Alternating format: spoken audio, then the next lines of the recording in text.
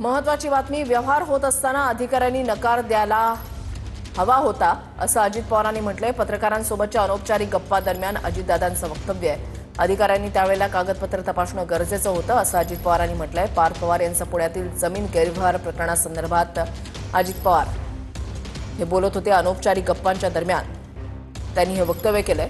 योगेश बोरसे आमचे प्रतिनिधी अधिक माहिती देतील। योगेश,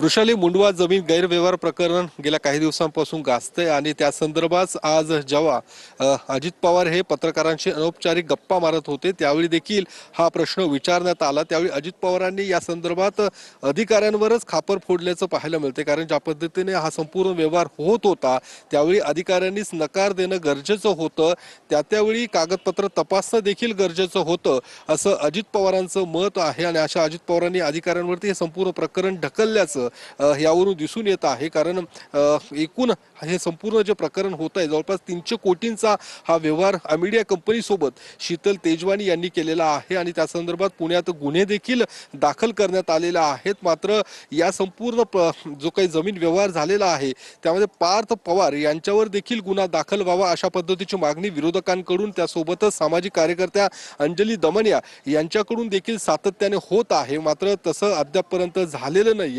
त्यामुळे सरकार कुठेतरी पार्थ पवार यांना वाचवतंय का असा सवाल देखील विरोधकांकडून होतोय। आणि त्यामुळे आज या सगळ्या संदर्भात अजित पवारांनी आपली भूमिका मांडलेली आहे। मात्र ही भूमिका मांडत असताना अजित पवारांनी मात्र हे संपूर्ण प्रकरण अधिकाऱ्यांवरती ढकलल्याचं पाहायला मिळते।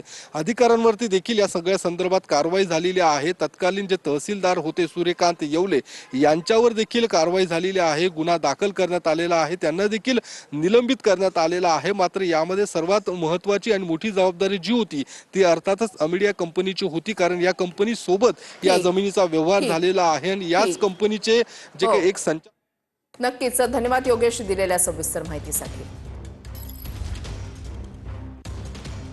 मनसे अध्यक्ष राज ठाकरे यांनी मुख्यमंत्री देवेंद्र फडणवीस यांना एक पत्र लिहिलेलं आहे। लहान मुलं पळवणाऱ्या टोळ्यांबाबत राज ठाकरे यांनी हे पत्र लिहिलेलं आहे। राज ठाकरेंचं मुख्यमंत्री देवेंद्र फडणवीस यांना पत्र आहे। गेल्या काही दिवसांपासून हा प्रश्न अतिशय चिंताजनक आणि गहन बनत चाललेला आहे। त्याच्यामुळे लहान मुलं पळवणाऱ्या टोळ्यांबाबत आता थेट राज ठाकरेंनीच मुख्यमंत्र्यांना पत्र लिहिलेलं आहे।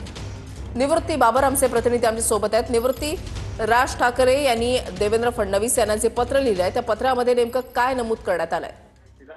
नक्कीच आपण पाहतोय की मनसे अध्यक्ष राज ठाकरे यांनी मुख्यमंत्री देवेंद्र फडणवीस यांना पत्र लिहिलेलं आहे आणि त्यांनी एक डेटा दिलेला आहे। एनसीआरबीच्या अहवालानुसार 2021 ते 2024 या काळामध्ये जवळपास 30% अधिक ही मुलं लंपास होण्याची किंवा लहान मुलं बेपत्ता होण्याचं प्रमाण जे आहे ते वाढलं आहे आणि याकडे सरकारने गांभीर्यानं लक्ष दिलं पाहिजे अशी अपेक्षा जी आहे ते मनसे अध्यक्ष राज ठाकरे यांनी मुख्यमंत्री देवेंद्र फडणवीस यांच्याकडे केली आहे।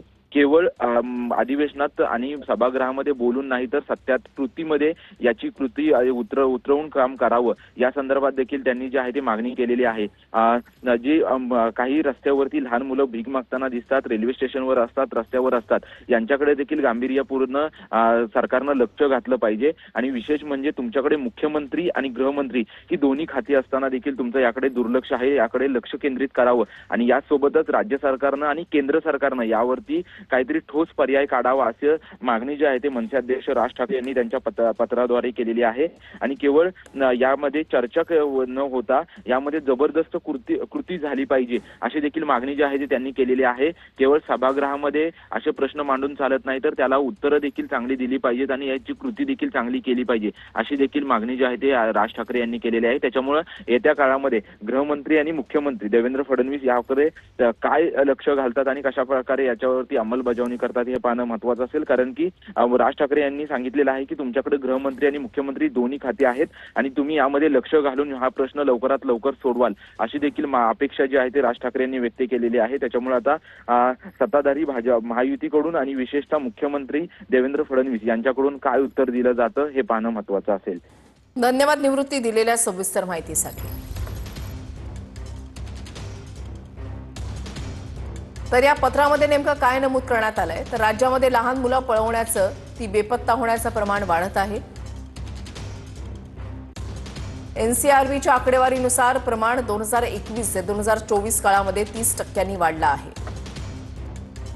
लहान मुलांना पळवून त्यांना कामाला जुंपणाऱ्या आंतरराज्य टोळ्या तयार झालेल्या आहेत. या टोळ्या सर्रास लहान मुलं पळवतायत आणि यावर सरकार नक्की काय कारवाई करेल हे समजत नाही. राज्यामध्ये लहान मुलं पळवण्याचं आणि ती बेपत्ता होण्याचं प्रमाण वाढत असल्याचं राज ठाकरेंनी या पत्रामध्ये म्हटलेलं आहे.